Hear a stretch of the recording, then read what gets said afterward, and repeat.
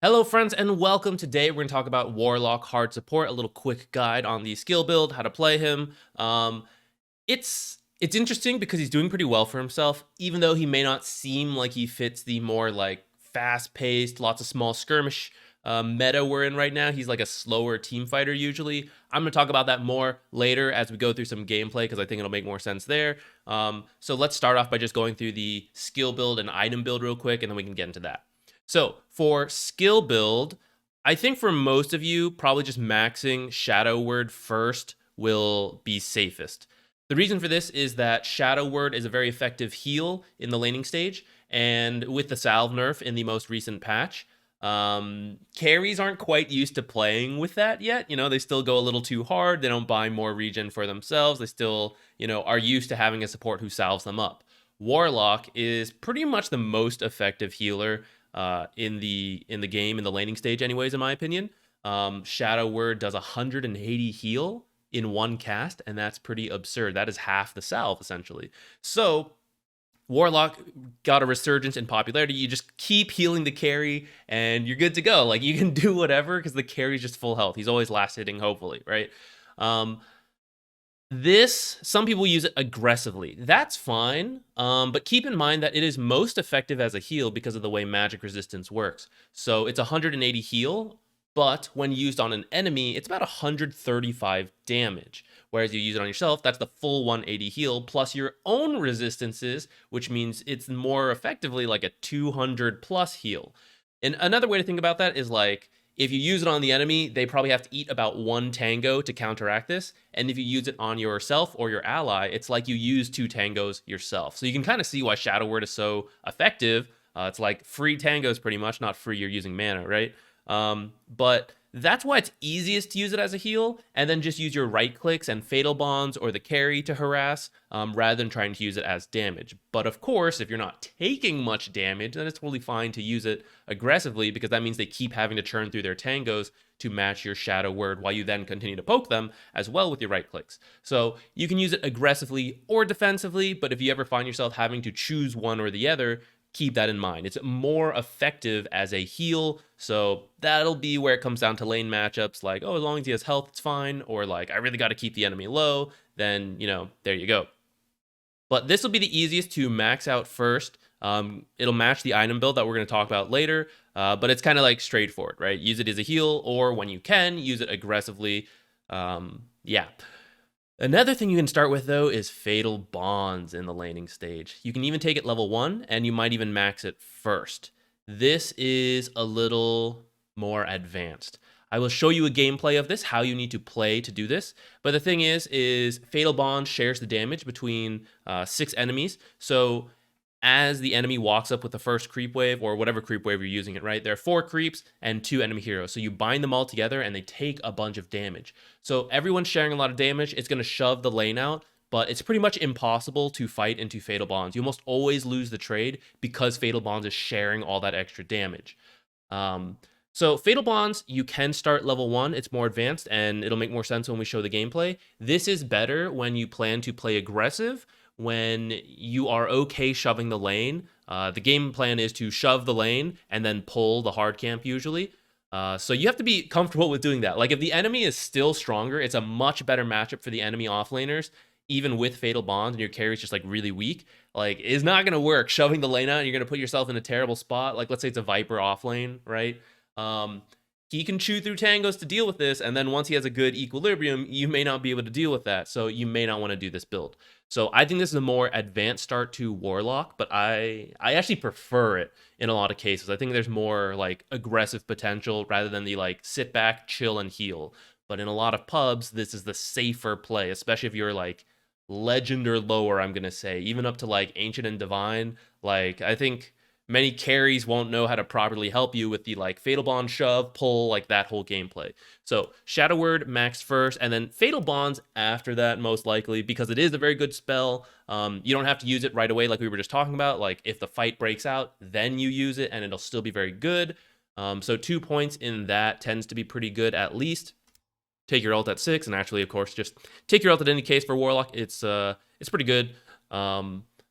Upheaval, this is where the build gets kind of interesting. So I'm saying this is like a very good pub start. And if we're talking about pubs, then probably just maxing out Fatal Bonds and then talents. Let's just mark them for now. We'll talk about them a little later, right? So Fatal Bonds and Shadow Word first, probably because pubs go a little longer. Upheaval is less likely to be effective. Um, but Warlock actually has some like variety builds. So like for example, sometimes you'll see Shadow Word left at 2 points, and then you max Fatal Bonds first. You do this when your team has a lot of AoE damage because of the way Fatal Bond shares damage, right? So if I damage one guy, I do 100 damage to him, everyone bonded takes 12 damage. Well, what if I'm doing 100 damage to every single target? Then everyone's taking 5 other instances of 12 damage, right? It's starting to get crazy. So the more AoE damage your team has, the better Fatal Bonds is. And the more likely your team is to get into like small skirmishes, the better it is, right? Because if everyone's got AoE but they're just farming, then like Fatal Bonds doesn't really do much for you. You might as well max Shadow Word because when you get the shard, you can use it to like push and defend lanes a little bit better than you can with Fatal Bonds. So Fatal Bonds is really good if your team is playing more aggressively and has a lot of AoE. If you're not really so AoE focused, but you are playing early, maybe you've got like a Huskar on your team, for example, then it's more about just like buffing up the Huskar, and then I would continue to max Shadow Word. Or this is where you might see some Upheaval max first builds. This is the least common build, and unless you really know what you're doing, I would probably advise against it. Pretty much Upheaval is maxed first when your team will win fights without Fatal Bonds or without the extra heals and the AoE heals from Shard, right? That means you probably have some powerful teamfight ults, like Monkey King ult, for example. And all you need to win the fight is not extra damage and extra heals, it's to keep people in the same spot for the Monkey King ult to kill them all, or for the Ursa who's popping off to run them down and not get kited so hard, or like the Huskar, right? That is when Upheaval first is better because it's not actually on the skill description, but the higher level it is, the faster the slow scales up. So usually you have to sit there and channel for a while and the slow builds up. But the higher level it is, the faster it reaches max slow. So you level it up first and you throw it out in those big team fight ults we're talking about, or like, oh, Huskar's chasing someone, here's Upheaval. You know, you don't need to do these other things, you're just helping him not get kited. That's when Upheaval first is really good. Most of your games won't have that kind of tempo, so we probably don't need Upheaval until the very end. And that's why for your extended laning stages, Shadow Word tends to be the best. You don't see like early skirmishing as much. So you can then max Fatal Bonds after Shadow Word and then probably get Upheaval after that. For your talents, if you're doing the Shard max Shadow Word build, Shadow Word duration is going to be the best. If you're not doing the Shard, or you just think it's a really good Fatal Bonds game because there's so much AoE on your team that we were talking about, then the Fatal Bonds damage is perfectly fine too, but as a safe default, probably the left talent. For 15, if you're maxing Upheaval early, then that's where you would probably take the Upheaval attack speed build, even though, like, if you're maxing Upheaval early, you get it before this talent. But it's still good because like you think Upheaval's good, so you want to make it better, and that's fine, especially if you have like that Ursa and that Huskar kind of hero, you give him more attack speed, it's great. But again, since you're probably doing like a Shadow Word Shard build, left build probably safer default. At 20, you would think this is like the way to go, having considered these last two, but actually by level 20, the heal from Upheaval starts to be like less important, and it is still good, but so is a Golem on death. So this is usually the talent that's taken that way when the enemy Void Spirit, he hates you, right? He comes and kills you every fight, and you're so annoyed. You finally get level 20, now when he kills you, boom, he gets stunned for a little bit, and maybe your team can capitalize on that. You have a Golem, like, slapping him from the afterlife, and you're like, yes, die, right? So your level 20 talent summons Golem on death. This is a pretty safe pick for a lot of people, especially if you die a lot, right? Pretty good. But some games, it's hard to focus you. They don't have those like backline killer heroes. You're not really at threat much. Then you can actually take the left talent and continue from there.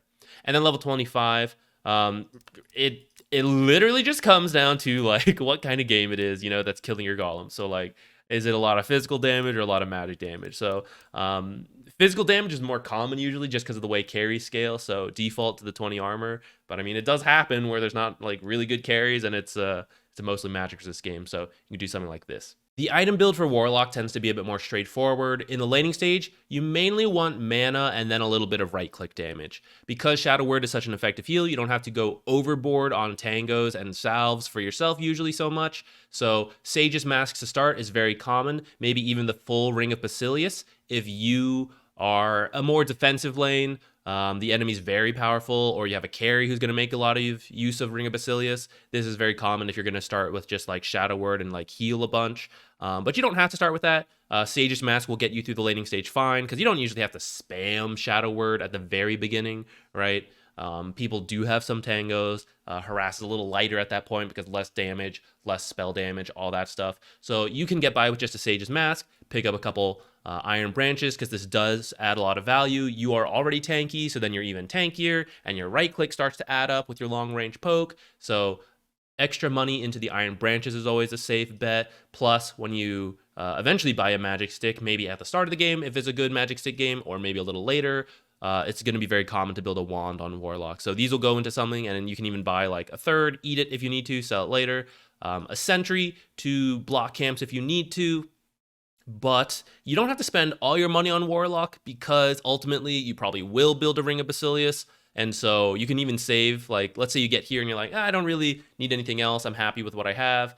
You can buy a Ring of Basilius with a couple bounties and get there. Oh, one thing I forgot to mention, a mango. If you're going to go like Fatal Bonds and try to play a bit more aggressively, you probably will need a mango or two, because your spells are actually quite expensive, and the Sage's Mask and Basilius will cover you for casual use of spells, which is that you Shadow Word as needed and then only Fatal Bonds when the enemy is getting really aggressive.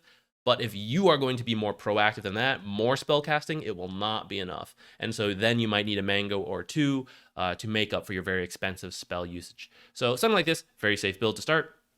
Early game, Ring of Basilius first. We already talked about Magic Wand. If you're going to get a Holy Locket, you'll build into that later. Also just a very good support item in general. And then Boots later, because Warlock is a terrible roamer, so you're not really going to do that. You don't really need Boots that quickly in the laning stage typically. So you can buy these other items to like slowly win the laning stage through lots of like slow pokes and healings, which is kind of more Warlock's gameplay.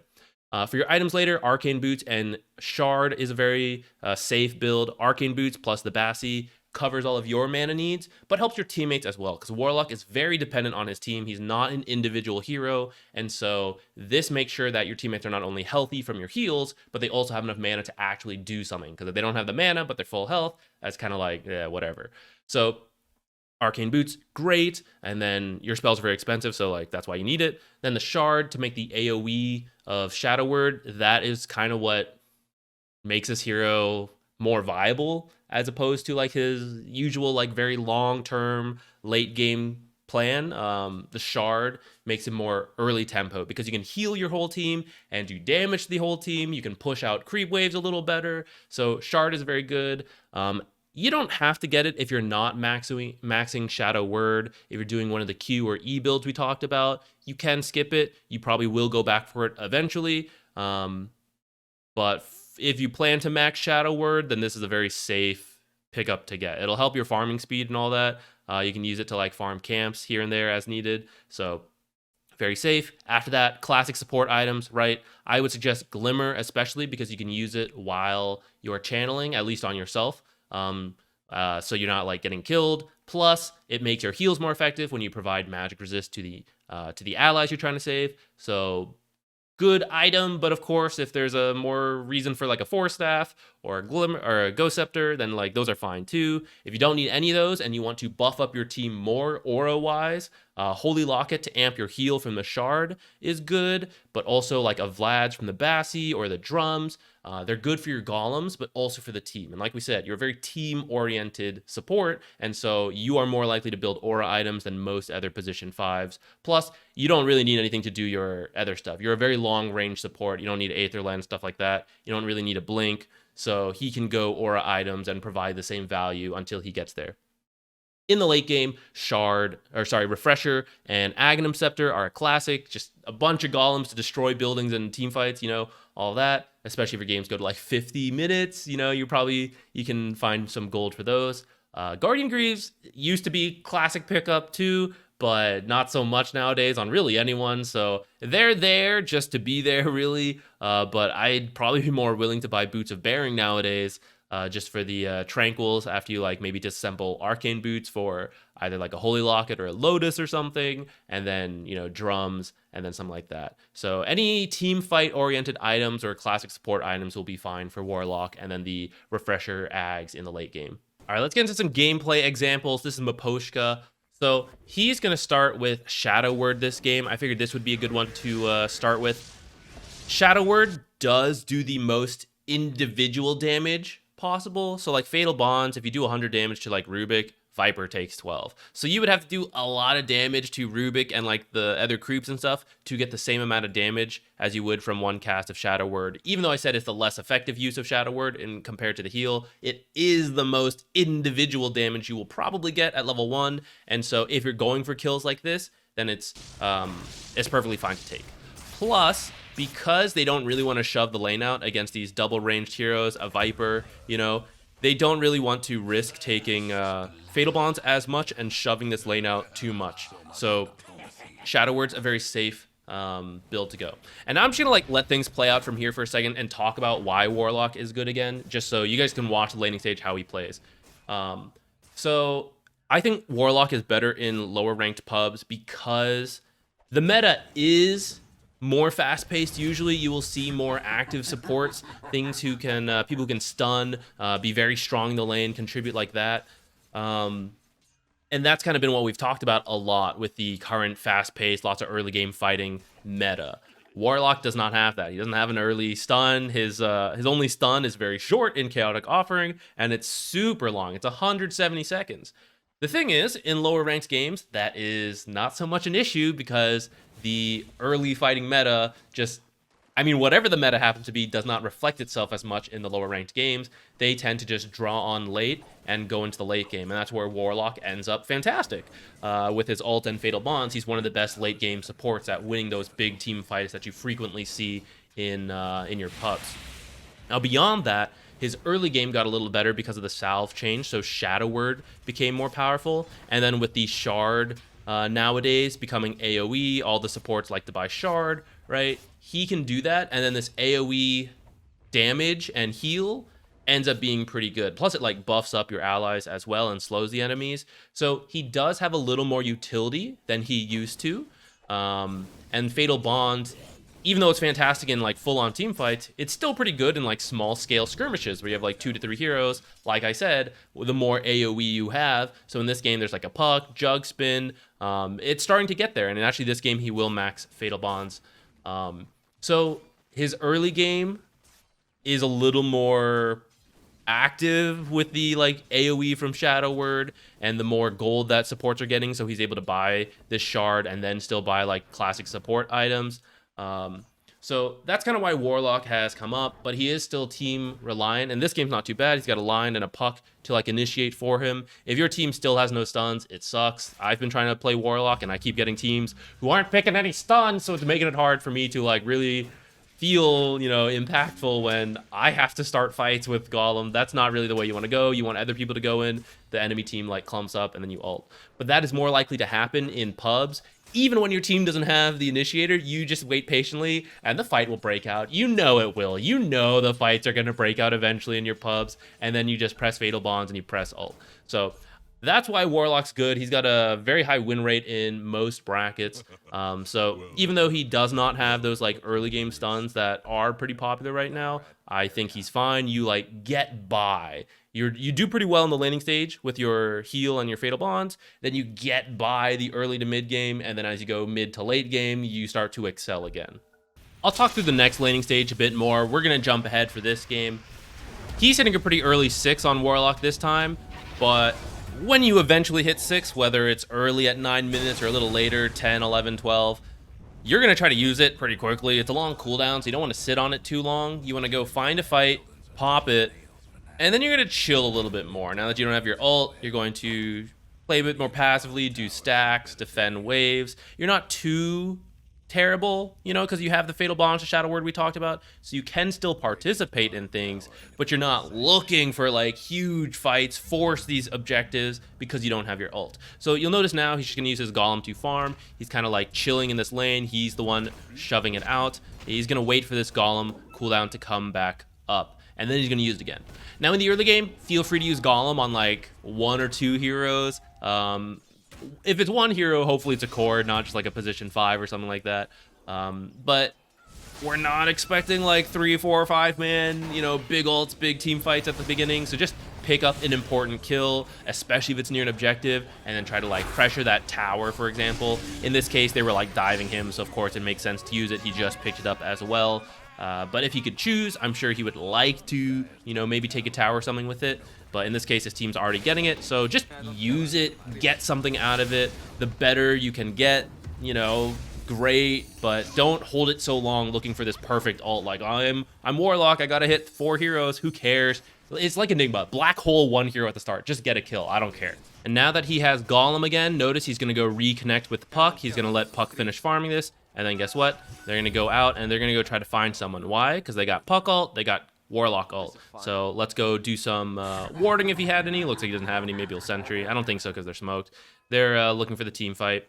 And there we go. You find 1 big hero, right? He's not, oh, where's the rest of the team? I'm going to hold Golem.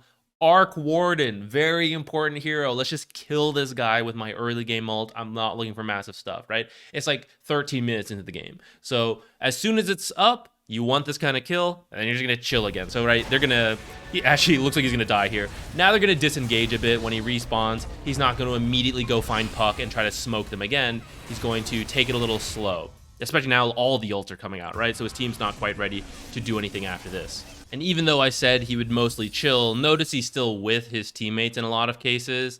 You're not fantastic at split pushing as Warlock. You can with Fatal Bonds, like it'll work, but you also don't really need the gold. Like looking at his item build, he's got everything he needs. This is the life of Warlock. You will eventually get more gold, of course. So if you can farm, great, but you don't have to be the guy farming. Like Lion would much prefer to find farm and pick up a fast blink dagger or something like that, you know? So if there are options for other people to go take the side farm, let them do it. But of course, in your pubs, when no one's doing it, you go get it because you will like some items as well. You'll scale decently, especially if you do make it to like refresher aghanims. And then look at that, 20 seconds, we're getting there. Now the team is starting to do more stuff, but they're a little early, and unfortunately, no, it looks like he's gonna live. I didn't watch this game beforehand either, guys. We're like talking through it as we go. No, he's dead. Didn't quite have it yet, but you saw how he was like starting to group with people. It's because you don't want to wait for your ult and then tell people, oh, we should group. At this rank, you want to like surprise people like, I think Golem should almost be up. The second it's up, you Golem, right? So that's why they were getting together before it was quite up. I recommend you guys do that too, but I know it's very hard to get pubs to work that way. But from here, until Golem is used, I would not be surprised to see him play around with a lot of his teammates, invade the enemy, push objectives. That's kind of what's happening right now. Okay, we find our kill. Will they disengage? Nah, they're still kind of ready to fight because they have this Golem. So it looks like he's blocking camps to be annoying, and here we are starting to push this tower. Note his positioning, by the way. He's not up here. He's not an Ogre Magi. He's not an Undying. He's going to wait in the back. These are very long-range abilities, right? You don't need to be close. Let them go on the Juggernaut and then cast Fatal Bonds. Let them jump whoever. Let your team jump, and then you follow up the spells. You don't want to be near the front because you're going to be killed like right away. You're not that strong. You're tanky, but like you have no escapes. If they get on you, you're going to die. That's kind of why Force Staff and Glimmer are good. They are your escapes. And they're pretty ahead this time, so you see him like being a little more aggressive. But right now he has vision. He knows kind of they're over here, so he's using it toward right now. If he didn't know where they were, he'd be a lot more cautious. But even as he's doing this, he's not like running back into the tower. He's hugging the edges so that they're over here, right? When a team fight breaks out, it's going to be this way. They're approaching from this way, and he's back here. He's very far away. He's not like over here where they might run into him first, and he's not like up here where they might run into him first, which these are still far from like this area, but you got to think like, where's the enemy approaching from? So this time he saw the information. He knows they're coming from over here, and that's why you see him like over on this side. Okay, I'm going to jump ahead. Here they are pushing this tier 2. He's got his ult and everything. So note his positioning right now. If the enemy's going to stop this, They're going to fight this Juggernaut, right? Defend their tower. They're going to TP somewhere in here or somewhere down here. So you don't want to be too close. You don't want to be hitting this tower. And then you got a Bounty Hunter. You know, if they are going to come from this way or maybe from this way, Bounty Hunter, they're going to run into him first. And then same with Puck. From over here, Puck is much more survivable with how easy it is for Puck to escape so many things I'm sure you've experienced, right? While Puck is buying time, he can walk in and do like his whole combo. So he wants to be back here on this high ground. He's very happy right here. He doesn't really know where the enemy is. He wants to play it very carefully. All right, now he's walking down, hitting the tower. I don't know. I feel like he shouldn't be doing this, guys. I don't know. I guess they are 10k up, so maybe he's feeling confident. Maybe he's baiting for the lion. I don't know. I feel he shouldn't reveal himself here, but I am half his MMR, so I don't know. I would still say generally not to. Okay, look, he's back up here now that he senses they're coming in, okay? Maybe he just thought they weren't defending it, so he came down. But he's back up here, positioning far away from where he thinks the enemy will be. So I'm going to go ahead and say that is still the generally best way you all should approach this. Let's not... I can't read Miposhka's mind, and I don't think any of us can either, so we'll leave it at that. I'm not sure why he was hitting that tower. But here's kind of what we like, right? Where Puck goes in first. No one's really been bothering Warlock the whole time. So you get to choose the ideal time to walk in and Fatal Bonds and Chaotic Offering, which these abilities are so long. So you notice it's a bit awkward. So he's just going to Golem from here. It's not perfect, but you know, you got to participate in the fight somehow. And he's getting it close to the enemies. He's then going to walk in and try to Fatal Bonds. And then there you go. There's your repositioning that you have to buy, or maybe Glimmer away. Otherwise, you probably just die here as Warlock, right? That Arc Warren was hitting him. So it is the way you tend to buy Glimmer or Force Staff. But Holy Locket can be good too if you have other people to go in front of you. All right, this one is a Insania game, I think. I want to talk through a Fatal Bonds laning stage. So you can either do it on the first wave or the second wave. I actually think I prefer the first wave, but in this case, you're just kind of getting zoned by the Pudge. The idea is, though, that Fatal Bond's going to shove the wave. That is good if your team is a bit more aggressive, or if you just need to hit level 2 first. Morphling is a very good example of that kind of hero, where level 1 you could still die, even with Attribute Shift. But once you have Attribute Shift plus Waveform, it becomes very difficult for Morphling to die. With Waveform, he can then play with... he's already doing it, but you can play with a lot higher agility and be comfortable knowing that you can Waveform away, and so you just have the agility for the last hitting. So you'd like to hit level 2 first as Morphling. So what you can do as Warlock, whether you're in a lane where you want to hit level 2 first, or you're just like more confident being a little bit more aggressive, you get Fatal Bonds and you shove the lane kind of like this. The enemy can't really fight into you because they take so much damage. Morphling is maybe not the best example of this because Morphling's not a very aggressive carry usually. But for a lot of other carries who may have like some kind of damaging spell level 1 or 2, the enemy has a very hard time fighting into that because you're getting extra value out of all these spells. So you'll see the lane will, of course, shove in, but you just leave the hard camp open. And because if you do it on the first wave or the second like he did, but the first wave was already pushing, that's why I think it led to the same conclusion, which is that after the first 2 waves, you want to be level 2, and they're not, because none of the creeps have died yet, because you've been shoving this big wave. In this case, he gave more XP to Warlock, but otherwise, you can both be level 2 at this point, assuming no denies and stuff like that. So if you Fatal Bonds the very first wave, obviously your creep wave, unless the enemy shoves it back, in which case you're fine. You just punish them with Fatal Bonds, and they just kept the equilibrium fine for you, and then you're like, whatever. But if they back off, they play it chill, and they're like, oh, they're shoving it in, you commit to that. You shove in this lane, the first creep wave has built up, it reaches the second creep wave, it continues to build up because you have like 6 versus 4 creeps, and you hit level 2 first, so they can't fight into you because you have a bunch of creeps. And so it's relatively safe to leave your carry like this, especially for someone like Morphling, but I know it's a little iffy in your low-ranked pubs. The thing is, the carry should just chill here and just like go for a couple denies, any last hit, depending where the lane fits. They aren't level 2 yet, so they can't really contest you. And then as Warlock, you will do this pull, or you will attempt to. Whether it succeeds or not, the enemy stops it. It will pull equilibrium back because these creeps are coming in like normal, and if you don't complete the full pull like this game, then this range creep's going to die pretty quickly, or they're going to aggro this creep wave and pull it back in. But either way, it's better than letting the creep wave just like walk all the way up here like normal, and then you get stuck here, right? So that's why you shove in the first 2 waves. You hit level 2 first, and then you immediately look for this hard camp pull. It's a little tough to get to this small camp pull in time for all of this, because just at the timing the creeps meet at like level 2, you kind of saw like they shoved it in and then he immediately had to go here and like hit it and walk down. There's no time to like walk over here and try to catch the creep waves over here. It's very difficult unless you were like full on blast the creep wave out. In which case the timings are actually not going to be as good, because the small camp can't even kill the whole creep wave. It might be blocked. However, off lanes rarely block their own hard camp. So you can do this kind of play with Fatal Bond, shove it in, then do this kind of pull. And if they contest, you actually just Fatal Bond the camp plus the enemy heroes. I think that's what he did here, even though the looks like the animation's a little busted.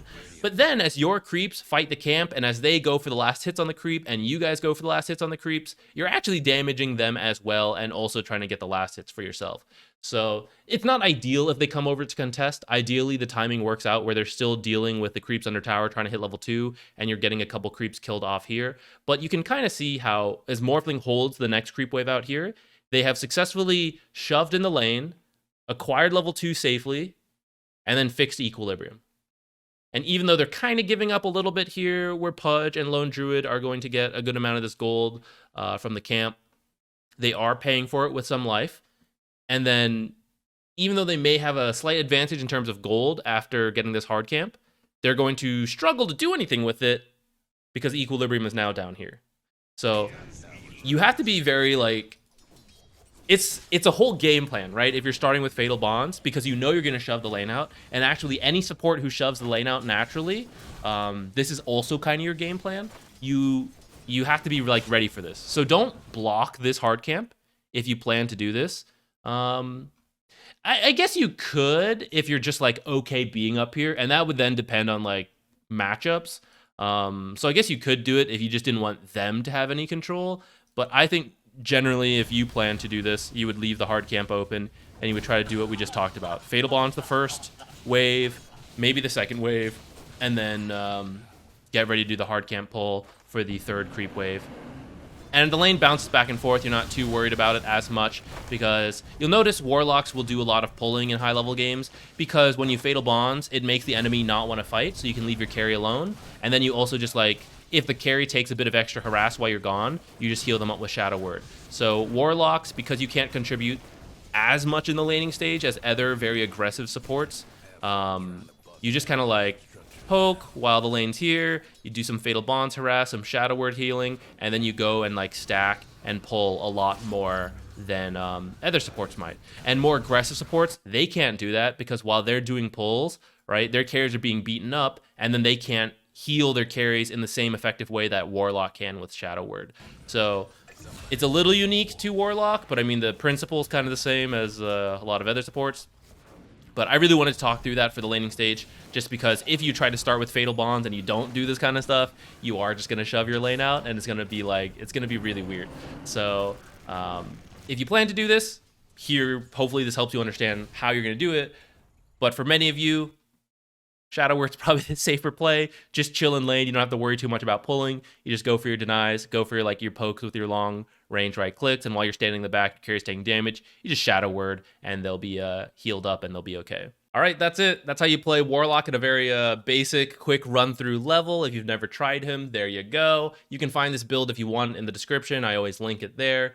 Yeah, viable at every bracket, even Immortal. I don't think he's as good in Immortal, but I mean, he's been picked up by pro teams in their matches, so, and that just goes to show he's perfectly viable. But I do think he excels in the lower brackets, because his weaknesses are not really going to be punished there, and you're naturally going to get to the stage of the game where Warlock really shines. So it's a little maybe easier to play Warlock than, say, an active hero who you kind of need to really get people to do things with you. That can be a little tougher. Warlock fits, you know, the natural pace of a lot of games that tend to go late, and then Warlock just shines there. So works out pretty well. Got a good win rate. Try him out. Bye.